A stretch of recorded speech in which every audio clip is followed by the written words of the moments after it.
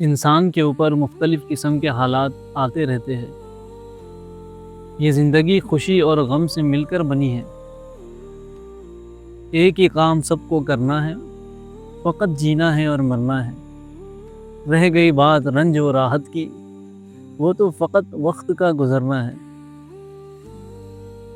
ہر انسان پر مختلف قسم کے حالات اس دنیا کے اندر آتے ہیں، اور بعض اوقات یہ حالات انسان کے لیے راحت کا سبب بھی بنتے ہیں۔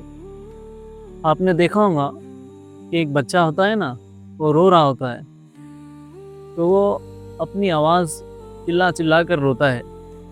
تو لوگ پوچھتے ہیں کہ بچہ کیوں رو رہا ہے، اس کی ماں کہاں ہے؟ تو ماں کو بلایا جاتا ہے کہ بچہ کیوں رو رہا ہے، تو کہا جاتا ہے کہ بچے کو ماں ہی تو رلا رہی ہے۔ بھئی ماں کیوں رلا رہی ہے؟ ماں اس لیے رلا رہی ہے کہ بچہ گندا ہو گیا تھا، نجس ہو گیا تھا، تو ماں نے اس کو صاف کیا، اس لیے بچہ رو رہا ہے۔ بچہ اس لیے نہیں روتا کہ ماں اس کو مار رہی ہے، وہ اس لیے روتا ہے کہ وہ گندا ہو گیا تھا، اس کی ماں نے اس کو صاف کیا، اس لیے وہ رو رہا ہے۔ یہی حال ہمارا ہے دوستو، ہم گناہوں میں ملوث ہو جاتے ہیں، ہم غلط کام کر بیٹھتے ہیں۔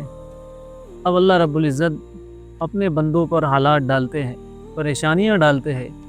وہ پروردگار عالم اپنے بندوں سے بہت محبت کرتے ہیں، تو اللہ رب العزت بندوں پر مختلف قسم کے حالات ڈالتے ہیں، اور حالات کی رسیاں بھیج کر پروردگار عالم اپنے بندوں کو اپنے طرف کھینچتے ہیں۔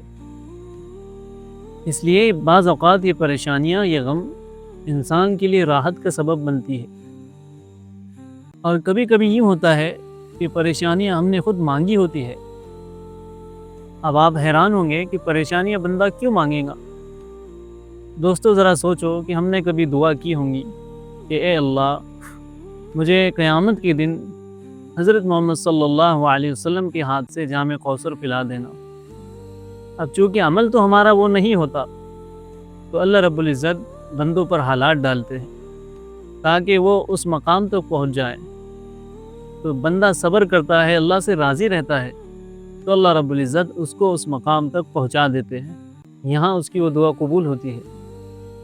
اس لیے صحابہ ایک جملہ بار بار کہتے تھے کہ جب پریشانی آئے تو اس کا خوشی سے استقبال کرو۔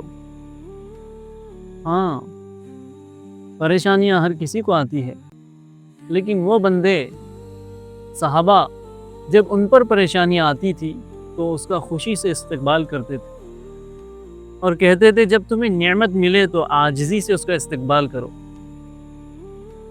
دوستو ایک جملہ یاد رکھنا کہ خوشیاں انسان کو سلاتی ہے اور غم انسان کو جگاتے ہیں۔ آپ نے دیکھا ہوگا کسی بندے سے آپ پوچھے، وہ 5 وقت کا نماز نہیں پڑھتا، لیکن جب بیمار ہوتا ہے، اگر قرضوں میں جکڑا جاتا ہے، یا پھر کوئی بڑا لاسٹ اس کو ہو جاتا ہے، تو وہ جو نماز نہیں پڑھتا تھا، بیٹھا ہوا تہجد پڑھتا ہے، دعائیں کرتا ہے، اللہ سے مانگتا ہے۔ اس لیے دوستو اللہ سے راضی رہنا سیکھے۔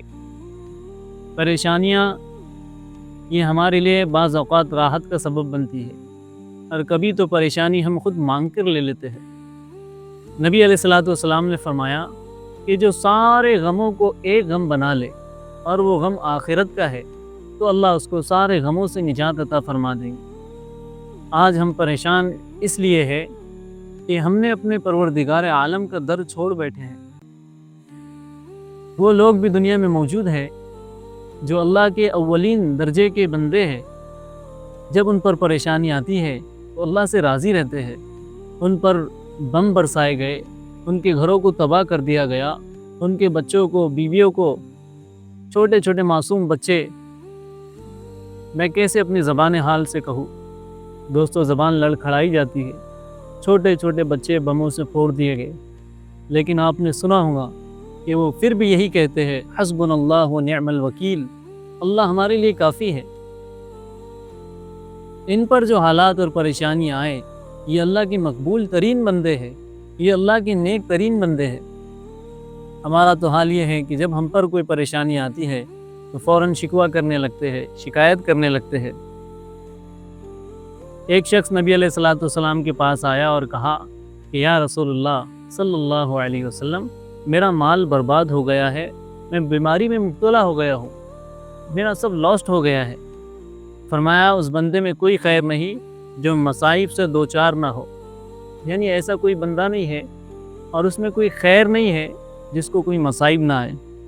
اللہ کسی بندے سے محبت کرتے ہیں تو اس کو پریشانی میں مبتلا کرتے ہیں تاکہ اس پر صبر کرے اور اعلیٰ درجات کا مستحق ہو جائے۔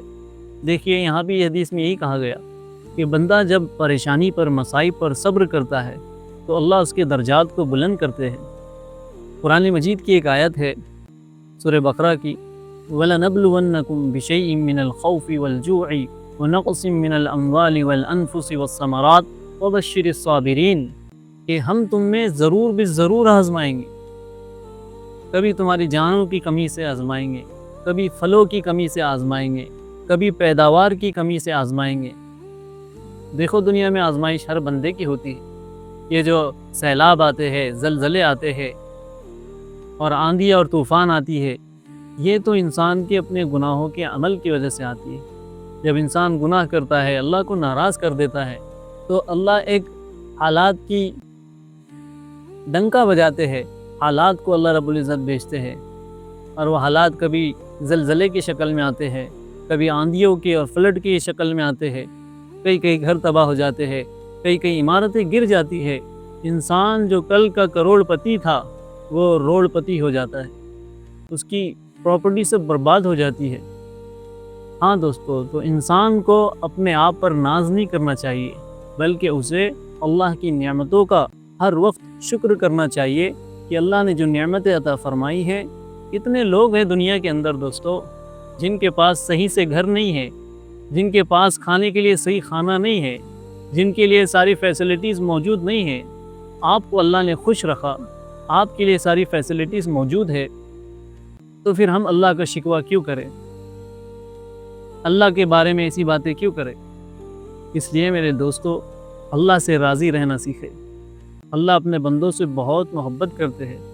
ایک ماں اپنے بندے سے جتنی محبت کرتی ہے، اس سے 1000 درجے زیادہ اللہ رب العزت اپنے بندوں سے محبت کرتے ہیں۔ جی، اور مصیبت کے وقت انسان کے درجات بڑھاتے رہتے ہیں۔ بیماری میں اگر کوئی انسان مر جائے، اس دنیا سے فوت ہو جائے، تو اللہ رب العزت اس کو گناہوں سے پاک اٹھاتے ہیں۔ اور سیلاب اور فلڈ کے اندر کوئی بہہ جائے تو علماء یہ کہتے ہیں کہ وہ شہید ہے۔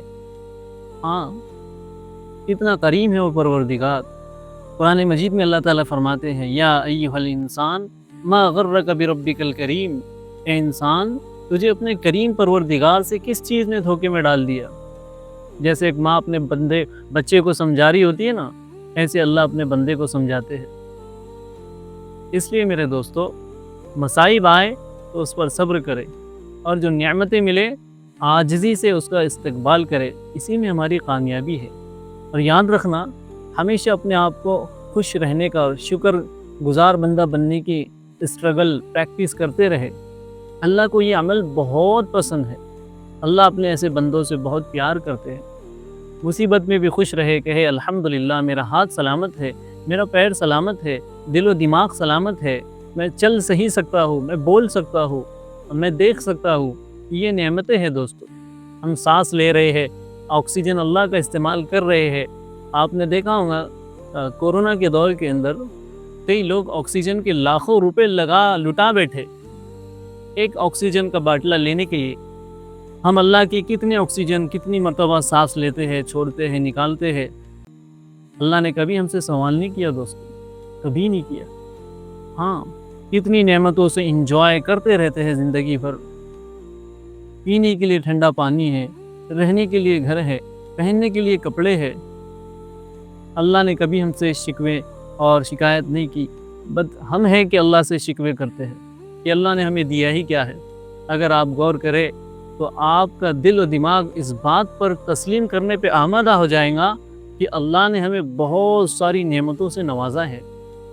اس لیے شکر بڑی نعمت ہے، اور اللہ رب العزت قرآن مجید میں فرماتے ہیں، لَإِن شَكَرْتُمْ لَأَزِيدَنَّكُمْ وَلَإِن كَفَرْتُمْ إِنَّ عَذَابِي لَشَدِيدٌ۔ کہ تم اللہ کی نعمتوں کی شکر گزاری کرو گے تو اللہ نعمتوں میں اضافہ کرے گی۔ اس لیے ہر وقت اللہ سے راضی رہے اور اپنی زبان پر ہمیشہ اللہ کا شکر کرتے رہے، اسی میں ہماری اور ساری دنیا کی کامیابی ہے۔ السلام علیکم ورحمۃ اللہ۔